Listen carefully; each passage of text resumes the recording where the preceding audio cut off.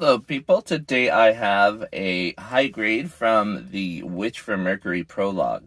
This is the HG 1144 scale Beguir-Beu. I think that's how you pronounce it. It's probably completely wrong, but I will put it on the screen so you guys can read it. There is a blurb about this one. It says this is an MS developed by Grassley Defense System, one of the world's leading heavy industry manufacturers. It's a high-performance machine that incorporates the latest technology in various sections, while still following the basic structure of mobile suits where EMTs, electric motors, were used to move joints that connect the link skeletal structure. This unit was deployed at the Dominico's Corp, which consists of private soldiers of the MS Development Council formed by multiple MS manufacturers. This is Ox Earth Corporation's prototype unit that adopts the revolutionary gun format MS technology, and its purpose is to destroy Gundams, a new type of mobile suits that have the ability to overturn the power balance between Spatians and Earthens.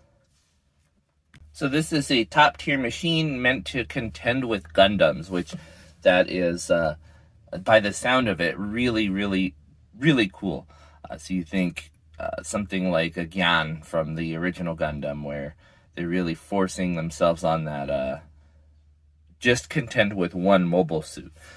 Now, the Gundam in the prologue is the Elfrith, something like that. I don't actually have that unit at the moment, but I'm going to get it. And in the prologue, this thing really kicks butt before the Elfrith actually comes out to play. But I'm not going to try to go into too many spoilers. We'll go ahead and take a look at the articulation on this thing, and then we're going to see what else it comes with, because there's a couple other things, and we will go from there. So like we normally do, starting with the head. This head is rather nice looking, very unusual looking, big eyes on the side, and the big cross in the front. Really, really interesting looking. While I was building it, I was actually at a shop called Brookhurst Hobbies, and they mentioned that it would be really good for a girl kit just to put on the side or like in the front, like a V-fin for one of the girl kits. So that would be really cool.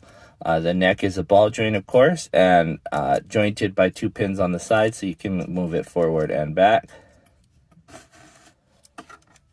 Slide that back on there. We'll move to the shoulders next. So the shoulders are pretty conventional for a Gundam. You have the ball joint here. This is set up where there's 3 pieces together, and you can actually rock this on top of it, so that is pretty cool. You have the peg that goes into the upper arm, so you can rotate that, and of course that joint at the ball joint allows you to move your arm up and down. Very restricted by the armor, but not so bad as to be unrealistic.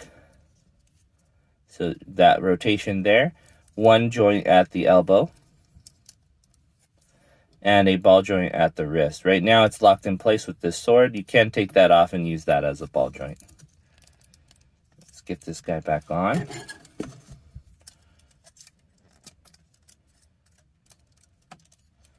Now at the upper waist here, there's a ball joint that goes into the upper body. And then you get a rotation inside there as well. Pretty nifty, I think. Gives you a lot of range of motion there.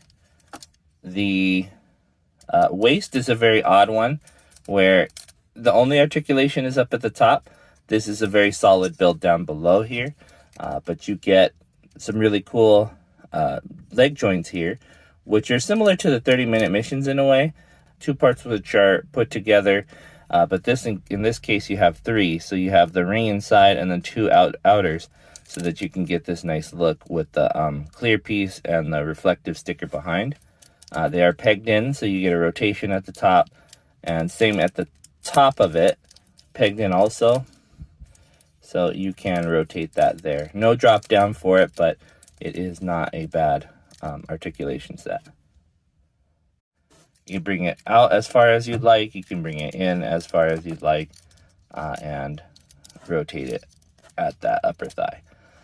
In the knee, there is just a single joint, just a big round one here. That is just because of the way the utility is on this thing. Just to make it look like it's realistic, they didn't add a second joint, which is pretty, it's okay. It works a lot. There's a lot of range of motion there, but it isn't something that you can really express a lot with. But they do have this armor section that can move along to cover that big exposed area, which you definitely want if you were using this in combat. The foot is very similar to the not frame arms, IBO. So you have a ball joint up here at the top, so you can move that however you'd like to move your ball joint. And then it clips onto the top of the foot, so you can rock it back and forth. There is articulation in this section where this claw moves in and out. You can stand it up a lot easier this way because you got more surface area, or you can stick it out like this and have it like a claw or a weapon, which is what it was designed for. So overall, the Beguir-Beu has some pretty decent articulation. It's not a lot to write home about, and this was a faster build than I expected. So it's not overly engineered. It's just something to get the job done, I think. And that's kind of a shame because it's a really unique looking mobile suit, and I really liked building it. I wish there was more to it. There is also more articulation in the back that I forgot to show, so we'll go ahead and cover. These wings can open up and close, and that is for their forced cooling system, which I'll tell you about in a little bit. That is some nice venting there. And then this can articulate on the ball. These ones come off, and I will show you what you can do with those in a little bit.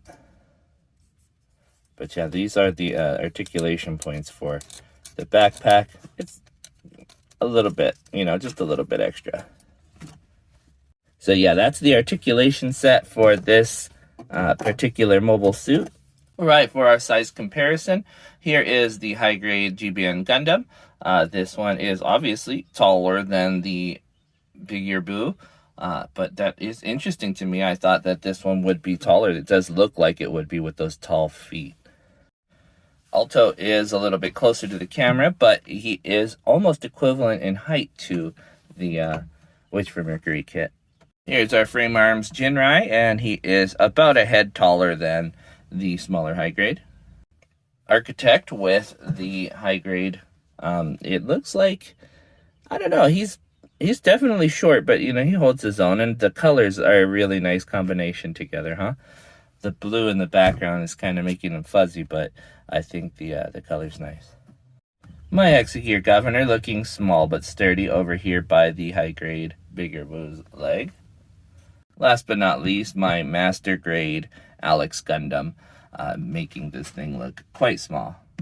The bulk on this guy is definitely one of the things that always affects the way I think about him. He's just so big. All right, and so like I mentioned, those balls that they include, they are weapon type, and they did include a stand for it. This stand is one that I already had, but this one is designed to hold your ball, because these are remote weapons, and they give you some cabling for both of them if you wanted to use them. So you get cables for both, and that plugs into your ball, which I just unplugged. So you connect them like so, and then add it onto your stand that is included to have that all-range attack. That is something that we will go into right now when I read the blurbs. So there's a couple of them actually. The first one being about the backpack. This is an equipment for the back of the MS with large multi-sensor built-in navigation flight units and are mainly intended for space operations. The central booster pack can be detached. The flight unit deployment mechanism is also used by the MS for forced cooling. Like I mentioned, that's what those fins are for. The non-kinetic pods, that's these. They are an advanced version of the Permet ECM equipment designed to put an end to the drone war fought with unmanned units. They are wire-guided, remote-controlled devices that adopt non-kinetic effectors, which became the core elements of the aforementioned equipment. They lock onto targets, maneuver to follow their movements, and launch antidote attacks that interfere with the gun format links. That would be those guys there.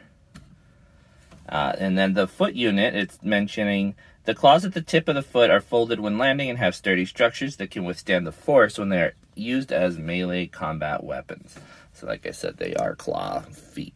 And that is a really cool design. I really like the way the feet are used as weapons.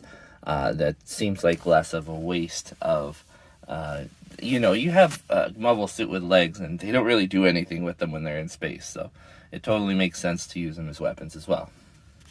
Now, they don't actually include a second stand, but I do have one, so you can hook up both of these balls to stands. The new Witch for Mercury set, I think, has a whole bunch of clips and things like that, so you'd be able to display it with both of the kinetic pods out. They do need to be color corrected. The inside of these channels are supposed to be gray, but that isn't a bad deal. The only other stickers are for one of those wings in the back, and then all the shiny stuff that you see underneath the clear parts. Not a lot of stickers there. And then there are no other leftovers beside the other cable, so you plug that one in and then you have both of them out. So this kit wasn't terribly expensive either. It was only, I think, $18.99. I seen it in stores for $22. I think the MSRP for it is $17, so I paid a little bit more than MSRP, but it was definitely a worthwhile kit. For something as cheap as it is, it does have some extra benefit to it with the two balls and the little cables, and it does come with one stand, not the three that you see here. Well, you'd need more stands if you wanted to display it properly, but not a terribly big deal. So I would definitely say, if you are into the Witch for Mercury, the prologue, is definitely one that you would want to watch, and this is a heavily featured mobile suit from the prologue. The Elfrith I do want to get eventually. I have the clear version here. I just got it last night, so that's something that I will be able to build. I do want the original, though. I want that original. The pink is really nice, and it does remind me a lot of the Gundam Ariel. The only thing that I can think of that would be better than that is the full mechanics version or the master grade version that might eventually come out. Who knows? So I think that's going to be it for the review today. I would like to say thank you guys for watching. I appreciate it. And I know I haven't been uploading every day, but I have been filming every day. So I have all of these files on my phone here to edit and put out for you guys. So just be patient, and I'm going to have them out for you. I promise. You probably will see this last in the list if you watch them in order. So that's going to sound funny after I have uploaded them all. But it is in my mind right now. Like I said, it's been 4 days since I've had a video uploaded, and I definitely want to get these guys out to you. But thank you again for your patience, and I will see you guys next time, or you'll see me, but more than likely you'll see my stuff. Bye-bye.